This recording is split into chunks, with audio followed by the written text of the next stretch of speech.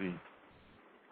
What would you tell your fans, say an up-and-coming writer who someday wants to be in your shoes and wants to get to where you've gotten to? What advice would you have for any aspiring writer? The advice I would have is simple. Don't read no self-help books, because if you do, you're going to be writing their story, not yours. Write from your heart. If you're getting into this business for the money, you're going to fail, because success and money doesn't come overnight. In fact, it don't come in 6 months, and sometimes it don't come in a year or two. Write for the love of it. Have something to say. If you're going to write about sex, put a moral to it, a message behind it. Don't just write the same things that has been done over and over. If you read any of my stuff, you will know anything I write has never been written. I'm very blunt. I go there from orgies in back of the church to the pastor stealing money to a pastor preaching about homosexuality is wrong, but he got on a pair of panties on his robe. I write real stuff that people are afraid to talk about, because I like to create controversy. So if you're going to do this, do it for the love of it. Write for everyone. Don't just write for gays or for straights. Write for everyone, because everybody needs some form of love, and somebody needs some form of understanding of something outside of themselves. So that's my advice. Write from the heart. Don't read self-help books, and don't do this for the money, because if you do, you're going to fall on your face. That's good advice. I like that. Okay, now, we know that you just gave advice on somebody who may be inspiring to you, but I know that you was inspired by Mr. Elin Harris. And I know that you had a couple of encounters with him before he passed away recently. How did he inspire you, and did he give you any advice before he passed? Yes. Me and Elin Harris were very good friends, and it was shocking, because when I first hit him up last year, I heard he had a literary cafe that he was going to hold at the Sizzle last year here in Miami. And when I hit him up and told him who I am, I had heart failure when he wrote me back and he said, "King, I know who you are." He said, "I've been following your career for 3 years." I mean, he followed my whole rise to the top, and it made me cry. So when I met him, I didn't know that he had selected me to be in his literary cafe for the Basketball Jones. That was the book that came out at the time. So to find that out, and for him to hold my books up in a photograph publicly, which he's never done for no one. He's never publicly endorsed nobody's book in a photo the way he did mine. So I was like literally having heart failure. The experience taught me one thing, that if you put your mind to it, if you keep God first, because I lost it all. I was homeless when I wrote my first book. My lover had just gave me HIV, who I was with for 3 years. He was giving it to me for almost 3 years and not telling me a thing.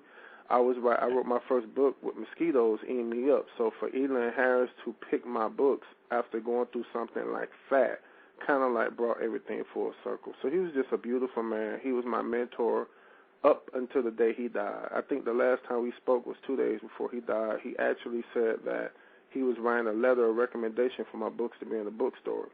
I never accepted his help. I always turned his help down. I could have been major now. I didn't want it that way. I didn't want no one to say, "Oh, Elin Harris did this for you," or introduce you to this person so you blew up. I didn't want that, so I turned him down. I wanted to do this on my own merit. I wanted to make it kind of like Janet escaping Michael's shadow. She didn't want Michael to help her, so I had to work really hard. And because of Elin Harris, it just came full circle. Okay, I got you. Okay, what was the book that you wrote that most influenced your life? Whew. All of them. I can't pick one over the other. That's like asking a mother or a father to pick your favorite child. I love all my books the same. My best book is my next book is my best book, but I love all my books the same because I write 14 hours a day, 7 days a week. I'm not getting paid to write 14 hours a day, 7 days a week. I still got bills. So my mom and family helped me out so I can reach my dream. And it's hard because in the beginning, my mother was against what I'm doing. She actually threw me out. She didn't accept my lifestyle. She told me my books would never be published. My family told me it would never happen. So now that it did, I let go all that grudge and I write. So each book I write brings me through a different a part of myself that I had to fight to become. So I love all my books, all the same. Okay. Yeah, let's talk a little bit about your publication company, the King of Erotica publications.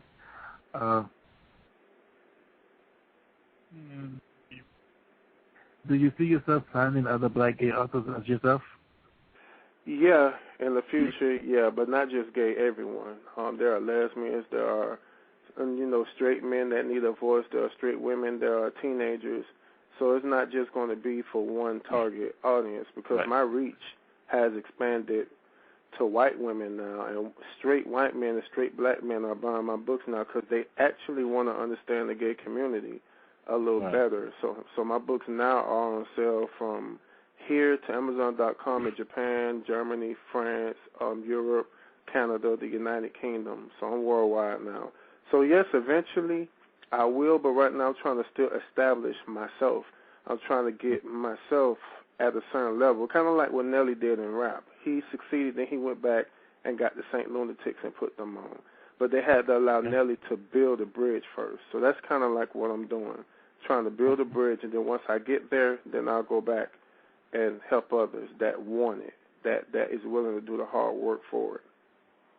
Okay, so you find it to be do you find it to where maybe it's kind of harder for you to build your bridge and to get and to really establish yourself, being that in the publishing world, the gay erotica is not a huge, area in the publishing world? Do you feel like it's harder to kind of break ground? No. In the beginning, I thought that because people put that in my head. But last year, I was the first self-published author, gay or straight, to have 3 books in the Barnes & Noble Top 100 at the same time. So I made history. So that's why everybody wants to know who I am, and they're shocked when they read the books. It's not just about gay folks. It's about everybody. These short stories are straight, gay, lesbians, transgender, abuse within the family, a father raping his own son, a mother molesting her own daughter, a man cheating on his wife behind, with a man behind his wife's back because his wife won't go down on him, so he got a man going down on him. I write about everything. That's why my reach and my target audience has crossed over to other cultures. So, no, I don't look at nothing as being hard. This is America. I look at anything as I can conquer anything, and I have. So I've been nominated for Male Author of the Year in Chicago. I am the first bisexual male to be given that nomination with straight male writers. I'm the first, and rumor has it I won it. So I'm the first to win it as well. So, no, if anything, I'm shining light on gay erotica, and now more people want to know more about it because I'm the first male author as far as the King of Erotica to do what I'm doing. I'm the first in literary history. So now there are copycats out there and other people that want to do it. But, yeah, there's attention on it now. So this is a good time to write that kind of stuff, but, again, have something to say. Don't just write about sex. Just have something to say if you do. Okay. Let's see. My next question, you had mentioned Janet Jackson earlier, and I had a question that had her in it. Big fan of Janet Jackson. If you could, say, write her into any one of your books or write a story around her, what kind of character would you portray her as? I already did that. Well, all my books has references to Janet throughout it, whether a fan is loving her or a hater is saying she's plastic. I'm always involving her in something because I've been following her 27 years. I stand for this woman. I actually listen to Rhythm Nation when I write my books. It's on repeat on my iPod. That's the only thing I listen to when I write is Rhythm Nation. The character I wrote surrounding Janet was actually in one of the first books I ever wrote, called The Scorned House of Blue Scars, which deals with a single woman.